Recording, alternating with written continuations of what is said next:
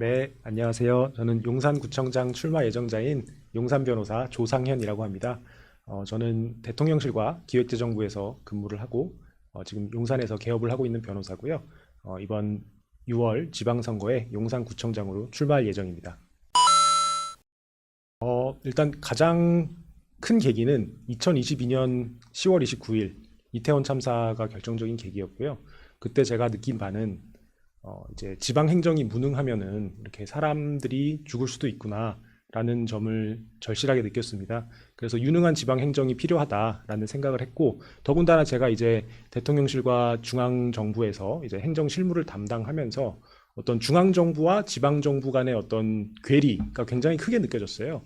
그래서 용산구청 같은 경우는 직원이 1,000명이 넘고 1년 예산이 6천억이 넘는데도 그 많은 자원을 가지고 대체 무슨 일을 하고 있는가 라는 그런 생각을 많이 했고요. 그래서 이런 무능한 행정을 끝내기 위해서 제가 나서야겠다라고 생각을 했습니다. 대표적인 예시를 하나만 좀 말씀을 드리면은 최근에 이제 129 부동산 공급 대책이 나왔는데요. 그게 이제 용산국제업무지구에 거기에 이제 대표적인 게 용산국제업무지구에 1만 호 주택을 공급하겠다라는 그런 국토부의 정책 발표가 있었습니다. 용산에 사실 핵폭탄이 떨어진 그런 격인데 구청은 아무런 존재감이 없었거든요. 그래서 주민들이 굉장히 답답해하고 있었는데 그때 이제 주민들이 저를 믿고 같이 동참을 해주셔가지고 정보공개 청구를 이제 그 주민 2,200분을 모아가지고 신속하게 진행할 수 있었습니다. 그런 식으로 뭔가 이 용산구청의 지금 행정 능력은 용산 구민에 걸맞지 않는 상태다라는 생각을 하고 있습니다. 그래서 그것을 업그레이드하기 위해서 제가 나왔습니다. 그 강북 전성시대 2.0 그 정책을 보시면은 일단 교통을 굉장히 강조하고 계시거든요. 근데 교통이 왜 중요한 것이냐를 봤을 때 결국은 직주 근접입니다. 그러니까 강북 지역에 지금 강북이 강남보다 이렇게 발전하지 못하는 이유는 직주 근접이 안 되기 때문인데요.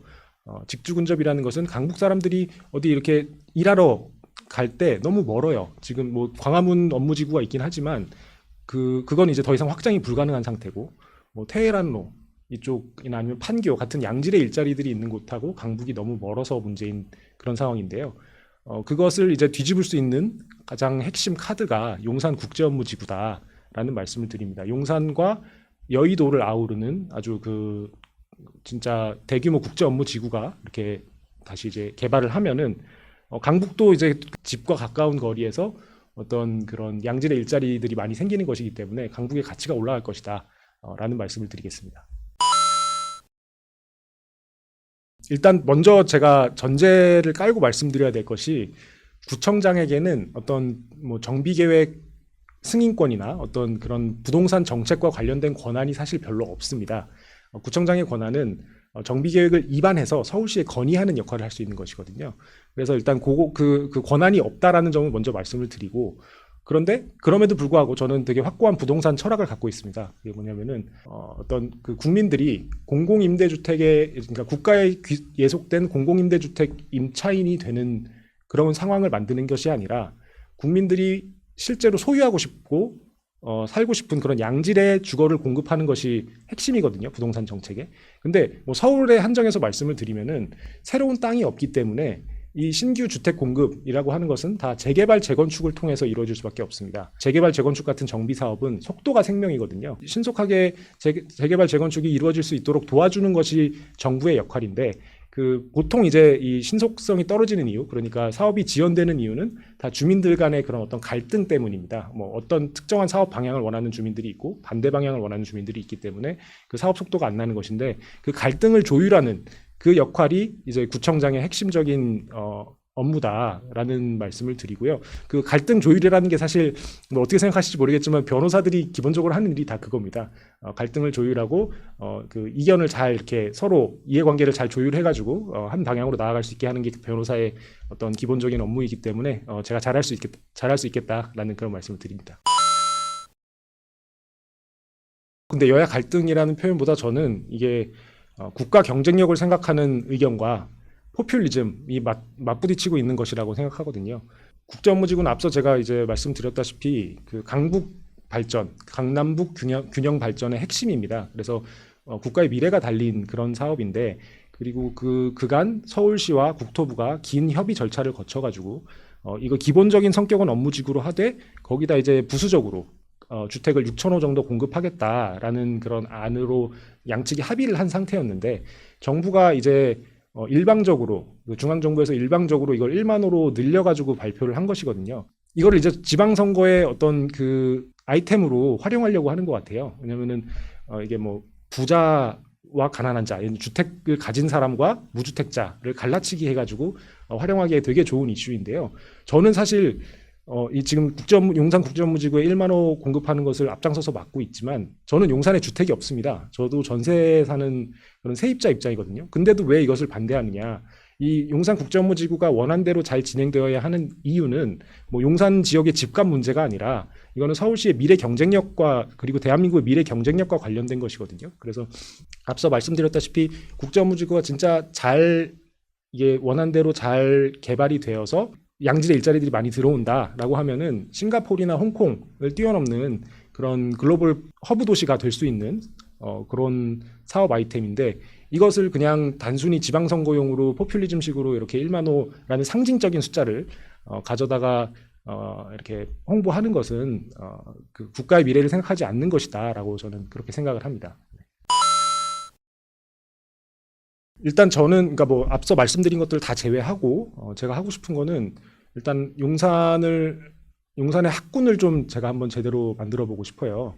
제 그냥 사는 데를 기준으로 말씀을 드리면은 용산이 그러니까 여러모로 다 인프라도 좋고 너무 살기 좋은 도시인데 학군이 좀 부족한 게 다들 그 단점으로 생각을 하거든요. 그래가지고 뭐 제가 사는 한강로동 기준으로 말씀을 드리면은 인구가 2만 명이 넘는데 중학교가 하나도 없습니다. 그래서 아이들이 이제 중학교가 갈 때가 되면은 뭐 여기저기 뿔뿔이 흩어져 가지고 이제 학교를 가는 거죠. 그리고 이게 학군이 되게 옛날에 구획된 그 학군에 따라서 아이들을 배치하기 때문에 걸어서 갈 수 있는 이촌동에 있는 중학교를 갈 수 있음에도 이거는 인위적으로 나눠놓은 학군이 서로 다른 학군이라고 해서 다른 그 가까운 거리에 있는 중학교가 아니라 멀리 있는 중학교를 버스 타고 다녀야 되는 그런 상황이 발생하거든요. 이거는 그러니까 그 주민들이 굉장히 이거에 대해서 어떤 애로사항을 많이 느끼고 있는데 교육청에서 이것을 잘 해결을 안 해주고 있습니다. 그래서 제가 만약 구청장이 되면 물론 이제 구청장 권한의 사항은 아니지만 교육감을 잘 설득을 해가지고 이 학군 문제를 반드시 개선을 하고 싶고요. 그리고 또 하나는 제가 이제 좀 이제 그 뭐 사실 상대적으로 젊은 후보이기 때문에 느끼는 바인데 대형마트 의무 휴업 규제라는 그 아이템을 제가 생각을 하고 있습니다. 그게 뭐냐면은 이거는 100% 구청장 권한으로 대형마트 의무 휴업 규제를 바꿀 수 있습니다. 그게 무슨 뜻이냐? 대형마트가 지금 그러니까 한 달에 2회 일요일마다 2회 일요일을 이제 쉬어야 되는데요. 대형마트는 그렇다고 해서 그 소비자들이 무슨 전통시장으로 가거나 그런 게 아니라 다 지금 쿠팡으로 가서 구매를 하고 있거든요. 근데 서울시장이나 뭐 중앙정부랑 협의할 필요 없이 그냥 구청장의 도장만으로 그 의무 휴업일을 일요일에서 평일로 바꿀 수 있습니다. 그것을 왜 지금 이제 국민의힘 다른 구청장들이 많이 안 하고 있는지는 잘 모르겠는데 그거를 제가 구청장이 된다면은 반드시 실행하고 싶은 그런 규제 혁신 사례입니다. 제가 91년생인데요. 그 35이죠. 그러니까 뭐 36이죠. 한국 나이로. 나이가 30대라는 사실은 뭐 그건 팩트니까 그거는 인정하겠습니다. 근데 경력이 부족하다라는 지적은 동의할 수가 없습니다. 제가 이제 뭐 대통령실에서도 근무를 했었고 그리고 기획재정부 장관정책보좌관을 할 때는 그 당시가 이제 계엄 이후에 되게 이제 혼란했던 시기였는데 저희 기획재정부 장관이 대통령 권한대행을 하셨단 말이에요. 그래서 대통령 권한대행의 보좌관도 수행한 경험이 있습니다. 그래서 그 제 또래 다른 그 동년배들이 하지 못했던 그런 많은 경력을 가지고 있고 그런 점에서 다른 저의 경쟁자들에 비해서 경력 면에서는 제가 우위에 있지 않나라는 생각을 합니다. 이렇게 말씀드릴게요. 그러니까 연륜에서 나오는 지혜는 제가 다른 분들한테 빌릴 수가 있습니다. 예를 들어서 용산 지역에 있는 뭐 권영세 국회의원님이나 이런 분들한테 제가 지혜를 빌려가지고 그걸 잘 활용을 할 수 있는 그런 측면이 있지만 다른 경쟁 후보와 비교해서 제가 갖고 있는 이런 젊은 에너지 30대만이 가질 수 있는 혈기왕성한 그런 에너지는 다른 사람들은 빌릴 수 없는 것이다 라는 말씀을 드리고요. 그래서 이제 제가 예시를 몇 가지 좀 찾아봤습니다. 이원종 대통령 비서실장님이라고 그 박근혜 정부 때 대통령 비서실장을 하신 분이 계세요. 근데 그분이 38세에 용산구청장을 역임하셨습니다. 그리고 지금 아직도 현역으로 활동하고 계시는 그 유종복 인천시장님 같은 경우는 36세에 김포 군수를 역임하셨습니다. 그래가지고 이런 분들의 공통점이 뭐냐? 그 실력 있는 우리 선배님들은 30대 중후반에 이미 기초자치단체장을 하면서 훌륭한 성과들을 내왔다라는 점을 말씀드리고 싶고요. 저의 이번 도전은 실력 있는 선배님들이 했던 기초자치단체장의 명맥을 잇는 그런 도전이다라고 말씀드리겠습니다. 네, 그 이태원 참사 같은 경우는 제가 이제 벌써 이제 그러니까 25년 10월 29일에 이제 기일이죠, 그분들의. 그때 이제 참사 현장에 가가지고 이렇게 추모도 하고 그러고 왔는데요.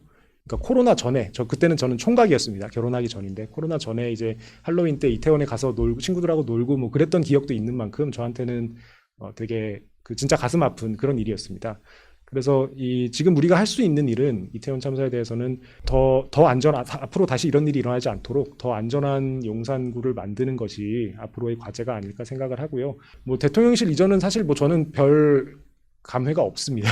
왜냐면은 뭐 이재명 대통령 본인이 여기 용산에서 일하기 싫다 해서 이제 가버린 것이기 때문에 그거야 뭐 본인 선택이죠. 그거에 대해서는 뭐 저는 별 감회가 없는데 그래도 이제 삼각지 근처에 사시는 저의 변호사 사무실도 삼각지에 있는데 그 근처에 사시는 이제 주민들 얘기를 들어보니 나가서 오히려 좋다. 뭐 차도 덜 막히고 주말에 와서 집회 시위하면서 이렇게 시끄럽게 하는 사람들도 없고 해서 뭐 잘 됐다라고들 말씀하시더라고요. 그래서 저는 뭐 주민들이 좋아하시면은 잘된 일 아닌가 그렇게 생각합니다.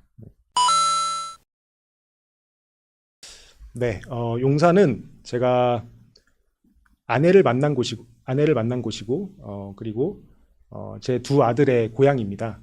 그래서 용산을 지키고 용산이 더 살기 좋은 도시가 되는데 일조하고 싶은 마음으로 지금 용산구청장 출마를 준비하고 있습니다.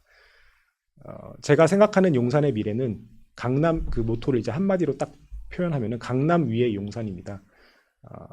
지금까지 서울의 심장 역할을 강남이 해왔다면은 앞으로는 용산이 그 역할을 이어받아서 더 대한민국의 발전하는 데 기여할 수 있는 그런 도시가 될 것이라고 확신하고요.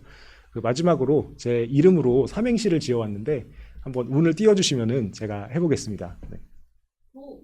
조만간 상상이 현실로 하면 조상현입니다. 네, 감사합니다.